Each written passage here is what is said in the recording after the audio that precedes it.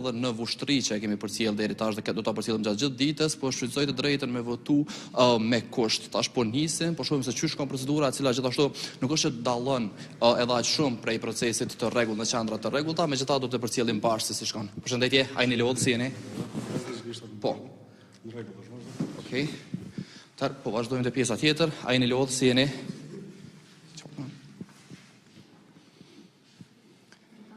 Po.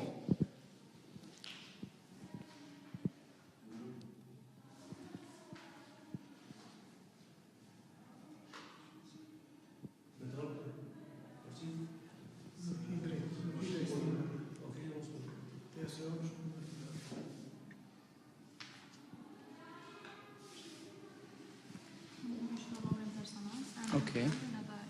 Në rregull.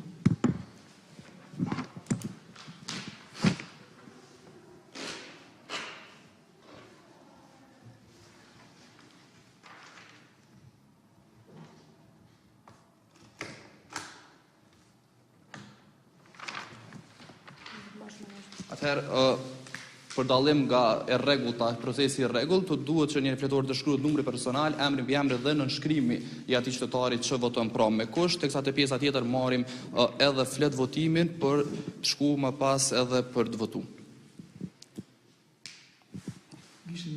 Okej.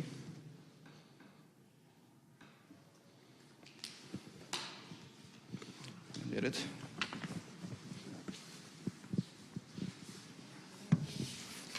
Tash jetë unë mund të kumshat deri sa të kryej procesin e votimit. Qytetas nuk mundi me më ndëgju të fol.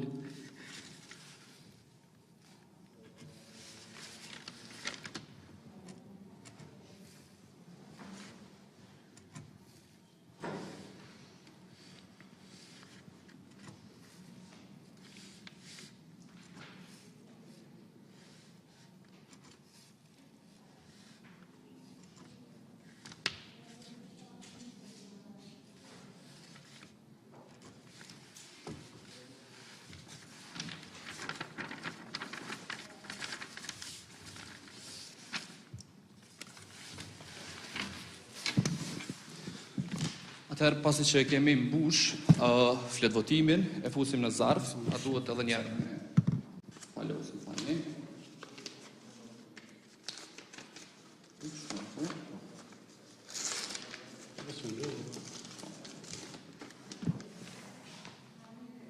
Faleminderit, është mirë.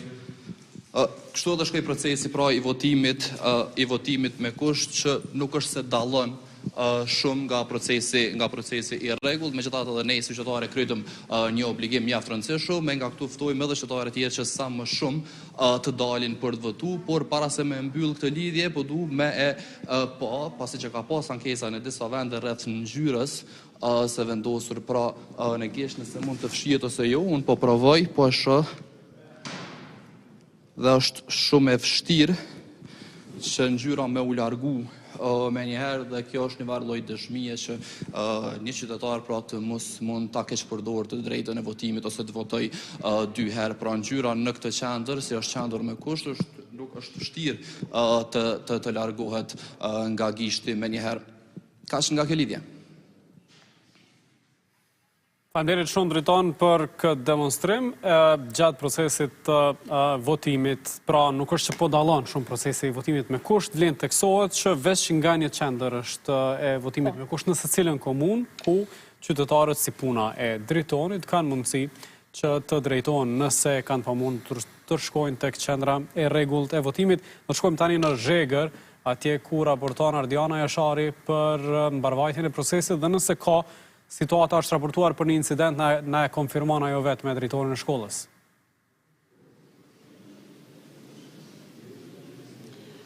Po, përshëndetje, ndodhemi pra aktualisht tek shkolla fillore Agim Ramadani në fshatin Zhegër të komunës së Gjilanit. Ekipi ATV-s ka marrë informata se ka ndërprerje të rrymës në këtë fshat, por edhe në fshatrat për rreth, për shembull në fshatin Llashtit, i cili është shumë afër gjeografikisht me Zhegrën, është ndërprerje energjia elektrike për rreth 1 orë e gjysmë, ndërka që informacionet kemi ardhur të verifikojmë këto me menaxherin e qendrës, konkretisht me zotrin Rahman Agushi, i cili do të na tregoj nëse ka pas ndërprerje të energjisë elektrike dhe ai ka sjell ndonjë problem kjo ndërprerje qendrës së votimit këtu në komunën e Zhegrës, në fshatin e Zhegrës. Përshëndetje nderuar dhe faleminderit shumë për kohën. Kemi marrë disa informacione nga qytetarë të cilët kanë thënë se ka ndërprerje të energjisë elektrike. A mund ta tregoni nëse ka pas edhe sa ka zgjat ndërprerja e energjisë? Faleminderit, përshëndetje për televizionin 4, ATV-n. Njëherët ju falenderoj që keni ardhur. Ndërprerjet e energjisë elektrike kemi pas diku në rreth gjysmore.